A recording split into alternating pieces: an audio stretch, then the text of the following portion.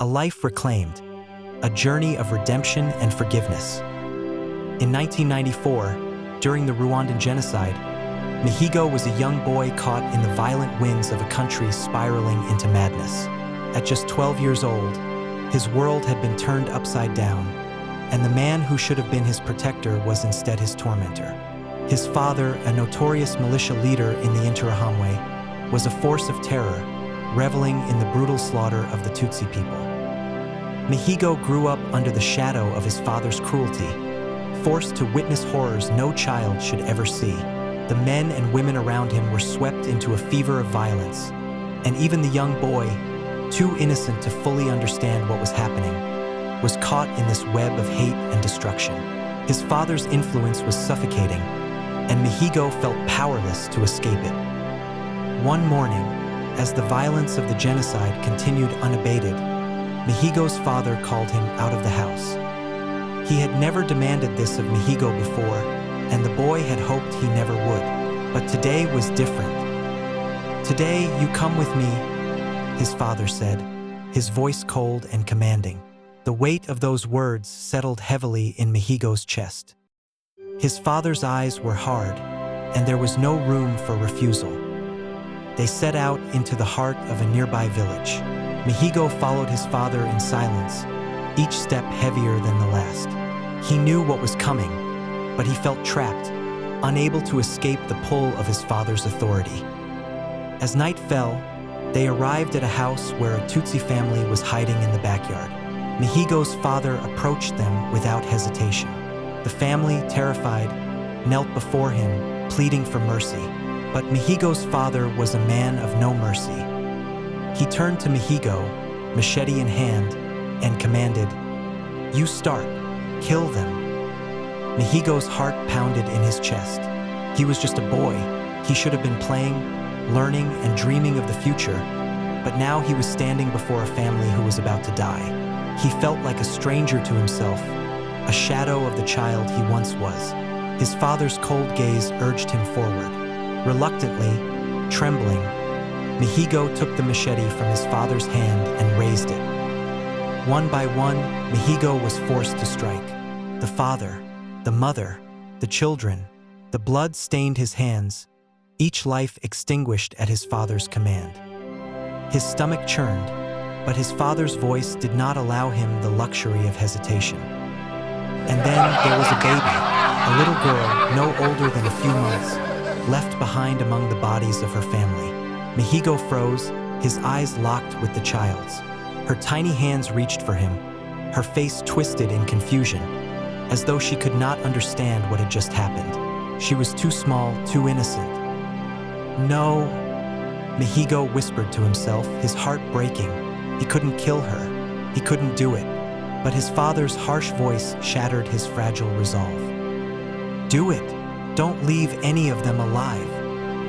Mihigo turned away, desperate to shut out the sight of the innocent child. But his father's anger surged. "If you don't finish it, I will kill you too." Tears filled Mihigo's eyes. He raised the machete, but the weapon felt like 1,000 pounds in his small hands. He approached the baby girl slowly, as though every fiber of his being was resisting the action. His father barked an order again, but this time, Mihigo's voice cracked through the tension. "Please, father, I can't kill her." For a moment, the world seemed to stop. His father looked at him, eyes narrowing, as if assessing whether to strike down his son instead.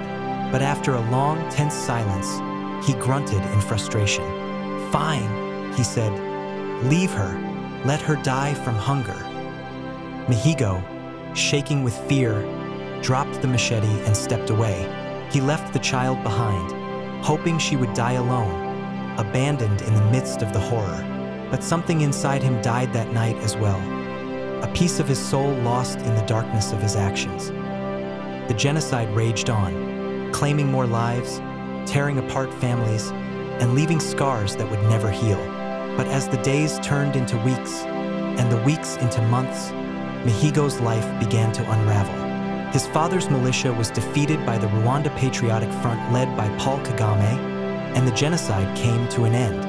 country that had once been his home was forever changed. Mihigo was arrested for his role in the killings, and at just 13 years old, he was prosecuted as a juvenile. He was sent to prison, where the weight of his past actions haunted him every day. In the solitude of his cell, Mihigo had nothing but time to reflect on what he had done. In prison, Mihigo went through a process of rehabilitation, aided by counselors and mentors who helped him confront his past. He learned about the value of forgiveness, the importance of accountability, and the power of redemption. As the years passed, he vowed to never again allow himself to be influenced by hatred.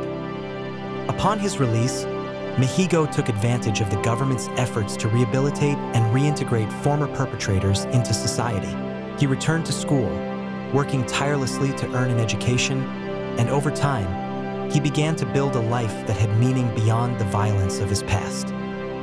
Years later, on the anniversary of the genocide, Mihigo attended a remembrance ceremony. It was there that he met her, a woman whose story would change the course of his life. She spoke of her family, how they had been killed during the genocide, and how she had been left to die in the wilderness, alone and starving. Mihigo felt his heart break as he listened. He recognized her story. She was the baby girl, the one he had spared all those years ago. With the help of counselors, Mihigo arranged to meet with her, and when they finally came face to face, he could no longer keep the truth hidden. With great difficulty, he confessed to her the role he had played in the deaths of her family.